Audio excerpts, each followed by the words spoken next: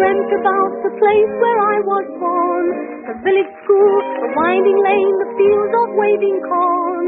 Gee, that dream brought memories to me, my childhood days, in fancy I could see. When the sun had gone to rest and I was tired of playing, Dad would put me on his back and then to me he'd say, up The Spirit of the House. Bedfordshire, heading for the land of dreams. By Michael Robson. To those happy childhood days, like yesterday it seems.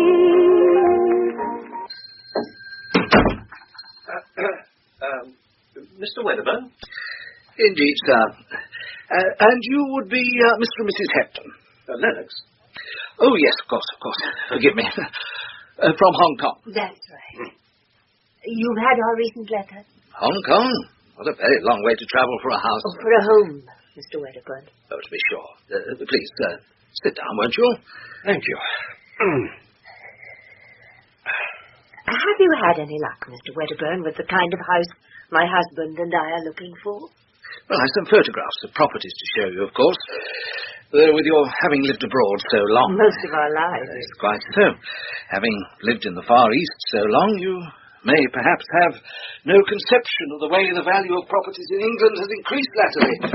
Especially, if I may say so, here in the Cotswolds. Here we are. Now, a house of the order... The specifications you set out in your letter, Mr. Lennox, is now a little gold mine to its owners. A veritable little gold mine. We've been away from England for 35 years, Mr. Wedderburn, apart from a few home leaves, and what we want more than anything else is to have a home of our own in the Cotswolds by Christmas. Now, can you help us? You know Woodstock? Well, we know of it, of course. Charming little market town, about 6 miles from Oxford. A couple of interesting properties there. You see, this one? Queen Anne House in the main street. Excellent condition, full of character. But we emphasise, Mr. Wedderburn, that the house we have in mind will be entirely detached, in its own grounds, with a decent lawn and a kitchen garden. Would we get all those in Woodstock? If it's the price we mentioned that's been worrying you, we should prefer to see the property first in any event, and if we find one that suits us... Let's say that we're perfectly prepared to pay the right price for the right property. Well, in that case, we could cast our net much wider. To Treen, for example. Treen? Enchanting little village on the borders of Oxfordshire and Gloucestershire. Well, that sounds very much the area we have in mind. You know of a property there, Mr. Wedderburn? Yes. This chap.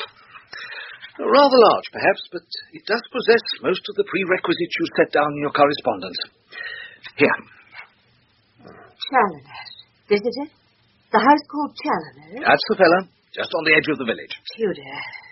Dormer windows. Big sweeping drive, broad garden. But, Dick, this is precisely the house I've been talking about ever since we first started planning retirement. You know this house, Mrs. Lennox? Well, not physically, of course not. I've never visited that part of England before. But I had this total and detailed vision of the kind of house I wanted. The house I knew we should eventually live in. Alison, my wife, has thought and talked of little else for months on end, Mr. Wedderburn. On the voyage home, she even planned the decorations for each and every room. But there, without looking at the specifications, I can tell you that there's oak flooring in the hall, isn't there? A wide staircase that halfway up divides to right and left to meet the first landing. 2 master bedrooms, 2 guest rooms, and 2 modernized bathrooms. Accurate in every particular. Astonishing. I knew this was how it would be. Well, when do we visit Challoner's, Mr. Wedderburn?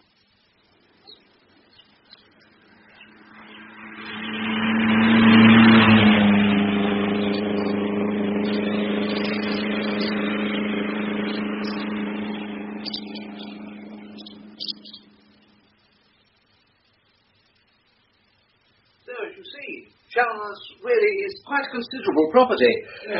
It's, well, rather more, I should have thought, than the two of you might reasonably require. It's perfect. Down to the last detail, it's perfect. And exactly as I'd imagined it. Why are the present owners wanting to sell? Colonel Maitland's the owner. His wife passed away here after what can only be described as a mercifully short illness. Oh, I'm sorry. The Colonel had no wish to stay on here afterwards, not with so many memories. They'd been, quite extraordinarily happy here. I feel that. Yes, I feel that. So the Colonel went to London. He has a flat there, in fact, but I understand he spends most of his time at his club. And the furniture? All this furniture, the paintings, the carpets, the fixtures and fittings? What does Colonel Maitland intend to do with them? He would wish, that whoever bought the property might also buy its contents as well. Of course, they may not be entirely to everyone's liking. I like them enormously, don't we, Dick? Well, Like them enormously? In perfect harmony with the spirit of the house. They're charming. Quite charming. But presumably your own furniture will be in storage now, against your eventual purchase of the house. Everything we had, we left in Hong Kong. Everything. Well, except for our toothbrushes, of course, and the clothes we stand up in. Wasn't that perhaps It was rather... a clean break with the past. That's what we decided on, Mr. Wedderburn. An end to our old life in the East, and a new beginning to our life in England. Shorn of all mementos, all associations. What's Colonel Maitland asking for the house and grounds alone? As I warned you earlier, once we enter the area of a property like Challoner's, we are talking of quite a considerable figure. After all, in the heart of the Cotswolds... Whatever the asking price, I think we shall pay it. I know it'll be more than we expected to pay, but... Well, I mean, just look at it. It's perfect. Mr. Wedderburn, if I wrote you a cheque now, an outright purchase, with none of the tedium and delays of a mortgage, could you see your way clear to offering us very favourable terms for the entire contents of the house and outbuildings, exactly as we've just seen them? Mr. Lennox, I am perfectly certain we can come to an agreement acceptable to all parties. That being so, I have every reason to believe that you and Mrs. Lennox will be firmly and, I'm certain, happily ensconced here at Challoner's in good time for Christmas.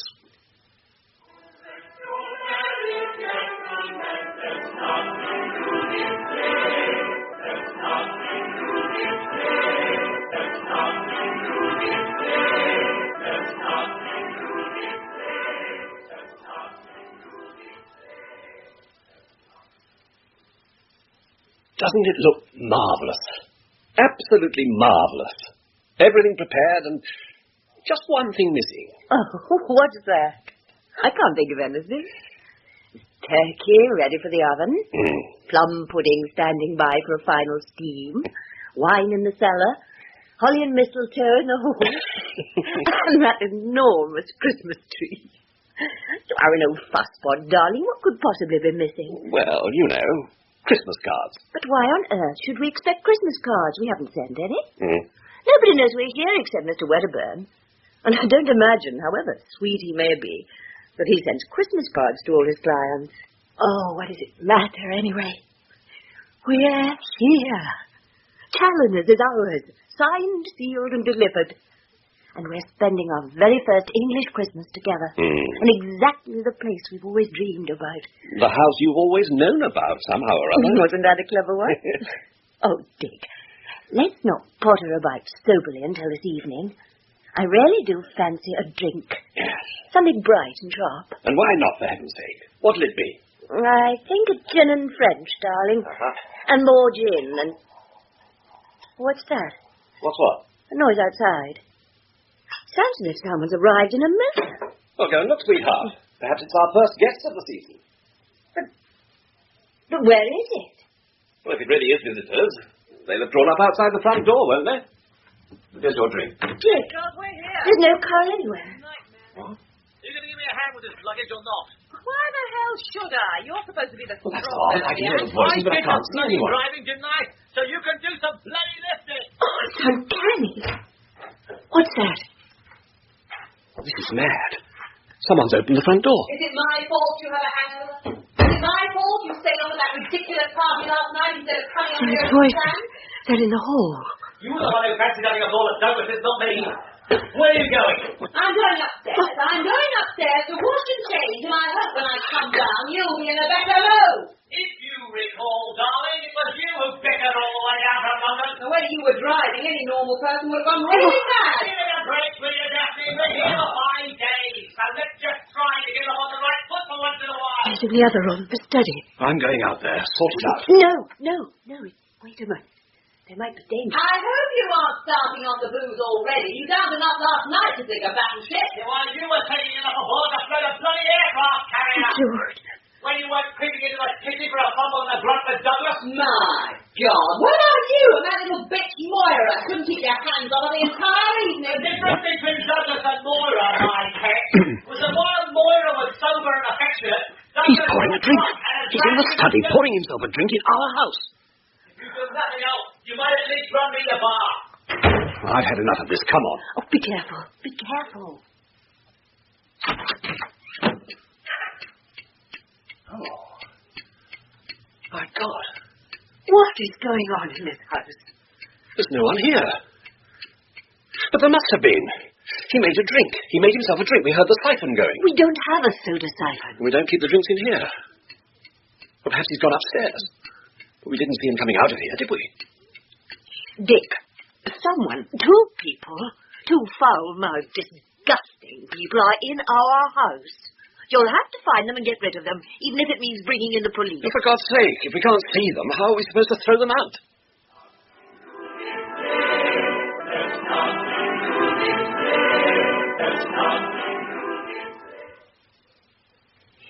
Nobody. No one at all, anywhere. But we heard them. Both of us heard them. Alison, there is no one in this house apart from ourselves. No people, no luggage, no belongings, nothing. But we can't have imagined it. Those voices, that horrible... Well, let's go back to the study for a moment. It's just possible. What's just possible? Well, you were listening to the wireless before lunch, weren't you? To that carol service. Yes. Then you can't have switched it off. But you did. Well, of course I did. I switched it off and went to the kitchen to see to the potatoes. Well, there must be a faulty connection somewhere. It must have come on again somehow. And switched itself off again when that man went out of the room. Oh, don't be ridiculous. But what other explanation is there? I mean, I ask you, what other explanation is there?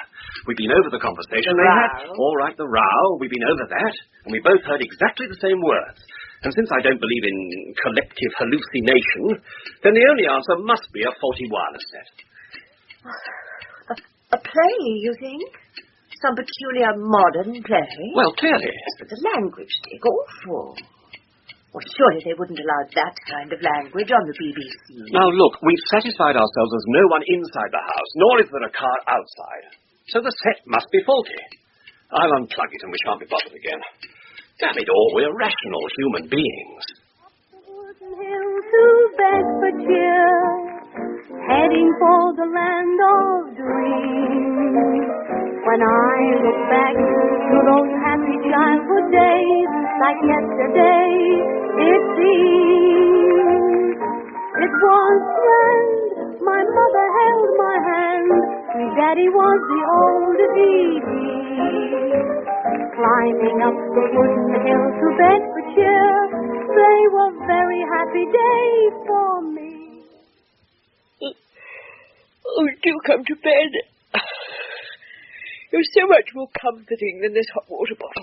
I'm getting used to the wretched thing. Oh, well, it's been a lovely day after all. Well, you were obviously right about those voices on the wireless. There's not a murmur since you unplugged it. There's always a rational explanation for these things if you just keep cool and look for it. Hoarfrost beginning. Do you know, with a bit of luck, we might actually have a white Christmas Day. Oh, wouldn't it be marvellous? Oh, just think. The first snow we'll have seen for, 30 years? Just about. Mustn't bank on it, though. Shove over then. Give a chap a little leg room.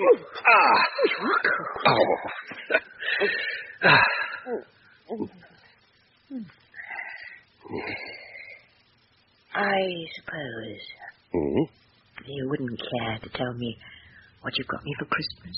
I certainly would not. We'll do it exactly as we planned.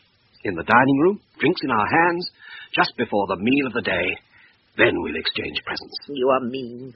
Well, now, have I ever asked you what you... Why are you choosing to spend the night in there? Oh, no. I should have thought it was obvious. You're drunk again, and I'm not having you rolling around me all night, leaking like a distillery. For God's sake, it's Christmas, isn't it?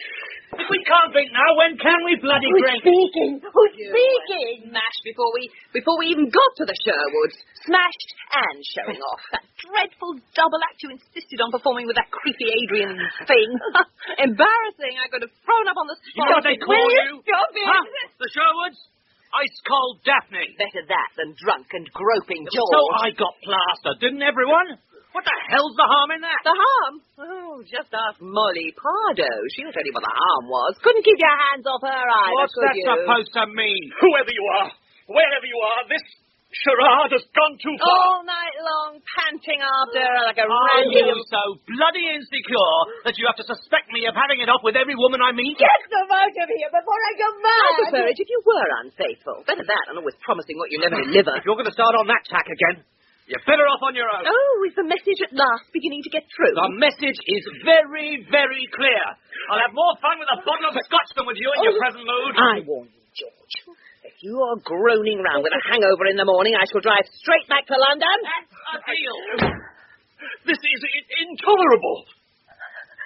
That woman is still here. She's lying between us. There is nobody here. There never was anyone here. We couldn't see them. We couldn't touch them. But we heard them. It's preposterous. It's impossible. It's happened, but it's impossible.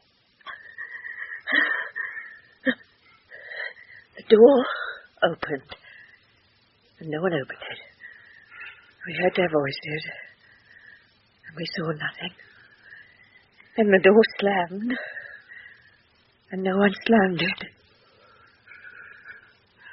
So, the place is haunted. Well, if it isn't, then we're both insane. Both of us suffering from the same hallucination. Darling, we spent a great deal of money buying this place. More than we could sensibly afford. Somehow or other, we'll get to the bottom of this. We've got to.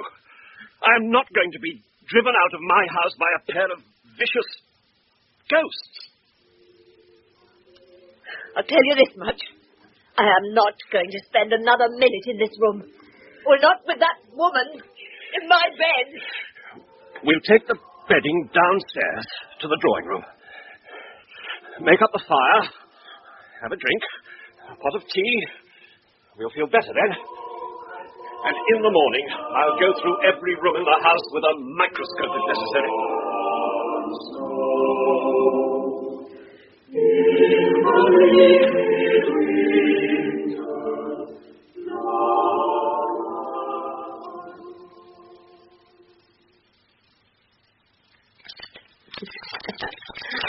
Lovely place there, isn't it?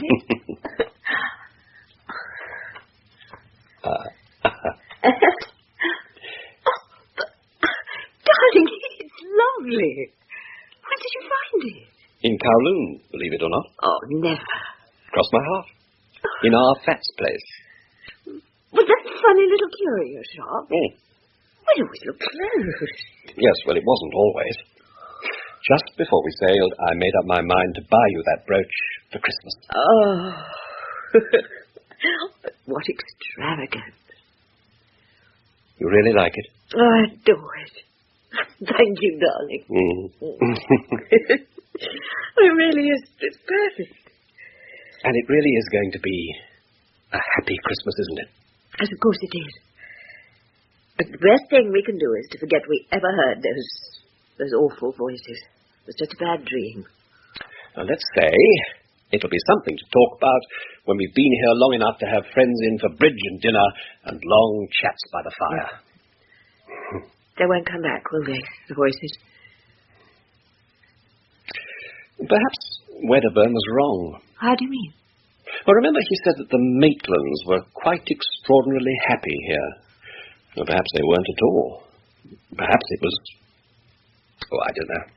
Sounds crazy, but perhaps it was the Colonel and his wife we heard quarrelling here. Oh, Dick. It can't be possible. That man, that George, he had the voice of a self-indulgent counter-jumper. Well, no officer would speak to his wife like that. But she sounded far from prepossessing herself. Perhaps he married the wrong sort of woman and took to the bottle. Anyway, let's forget them. It's England and it's Christmas. What could be nicer? You aren't missing it then, truly? Oh, the life out there. The South China Sea. Those lovely cruises. Your work. And the evenings at the club. Missing it? If we'd stayed in Hong Kong a year longer, we'd never have had the energy to leave. We'd have gone the way of the Elliots and the Phillipsons and the Colfaxes. Dyspeptic and discreetly alcoholic China watchers. Do you know, the turkey must be ready by now, and I'm ravenous. I've been dreaming about the turkey for days. Come on. I've laid the table in the dining room, rather specially. Oh. I wanted it to be a surprise for you. The Colonel left some excellent silver. The table looks quite beautiful.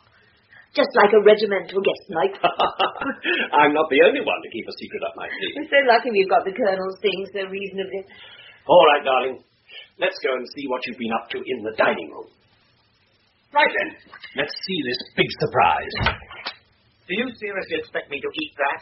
God's sake, woman, what the hell have you been doing all morning? What have I been doing all morning? Oh, you make me sick. You really make me sick with this male chauvinism of yours. Close the door. Do you Close it. Why, you wait. Oh, God. Oh, God. Oh, God. Voices and no one there.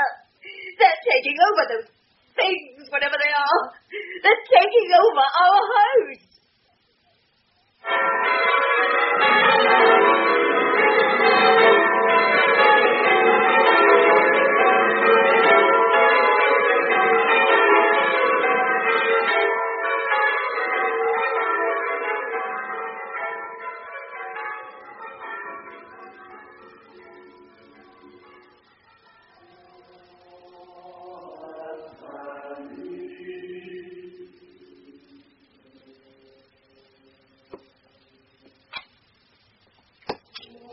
Is there someone there? Excuse me, is there someone there? Good afternoon, Padre. Where exactly? There you are. I'm afraid I couldn't see you for a moment. Well, a very happy Christmas to you both. You're remarkably early for the service, but welcome to our church. Padre, I'm sorry we haven't introduced ourselves earlier, but we've been occupied with moving in these past few weeks. I know exactly how it is, and I'm delighted to see you here this day of all days. But moving in to a house in Treem, you must forgive me for not having called on you. I had no idea. We're at our wit's end. I beg your pardon? Our house is... Well, this is no exaggeration. Our house is haunted by two hateful and malicious people. It's true. It's absolutely true. They've driven us out of our home and they're driving us out of our minds. Yes. My name's Collett, Thomas Collett. Dick and Alison Lennox. How do you do, sir? Well, Mr. and Mrs. Lennox, I'm sorry our first meeting should have occurred because of something so unpleasant. What I can't understand is why Mr. Wedderburn didn't warn us. Would only have been fair. Wedderburn? You said Mr. Wedderburn? The estate agent who sold us the house. But when was this? November. Mr. J.S. Wedderburn of Wychwood? Yes. But Mrs. Lennox, Mr. John Summers Wedderburn has been dead for a quarter of a century. What? I officiated at his funeral myself. He was a close friend of my father's. No, I'm sorry, but that can't be possible.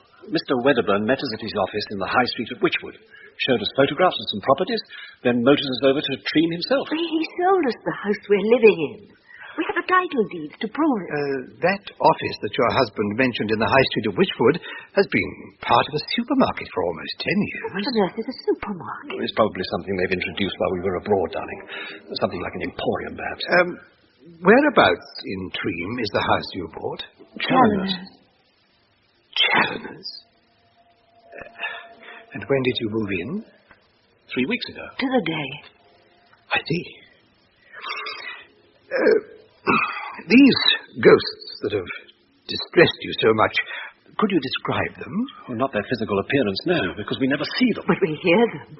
In the room with us, vindictive and coarse and utterly degrading. The absurd thing is they have such ordinary, such reassuring names. George and Daphne. George and Daphne. You're certain of that? Absolutely. Mr. Collett, we've been subjected to 3 of these visitations. These dreadful people are called George and Daphne. There can be no doubt about it. In the name of the Father, and the Son, and the Holy Ghost. Amen. My children, my very dear children, in your fear, in your terror, you came to this church seeking God's comfort. You did right. You did well. Because you're going to need God's comfort and reassurance more than you can possibly know. I'm relieved to know you're taking us seriously.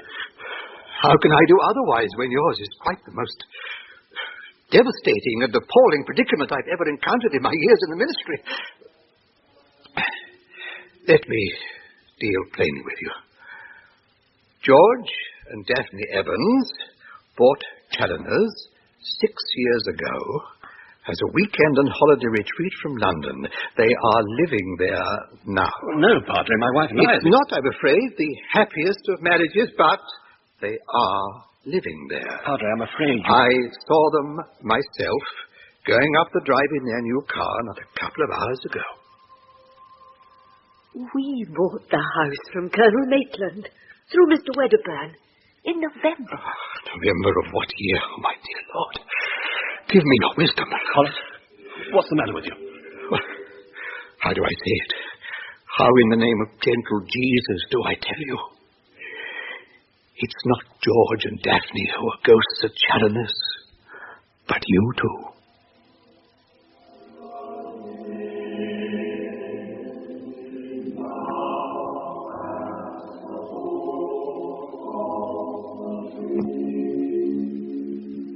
In the spirit of the house, the cast was Dick Lennox, Bernard Brown, Alison Lennox, Sheila Grant, Wedderburn, Norman Bird, George Evans, David Goodland, Daphne Evans, Carol Boyd, and the Reverend Collis, Alan Dudley. The spirit of the house was written by Michael Robson and directed by Jerry Jones.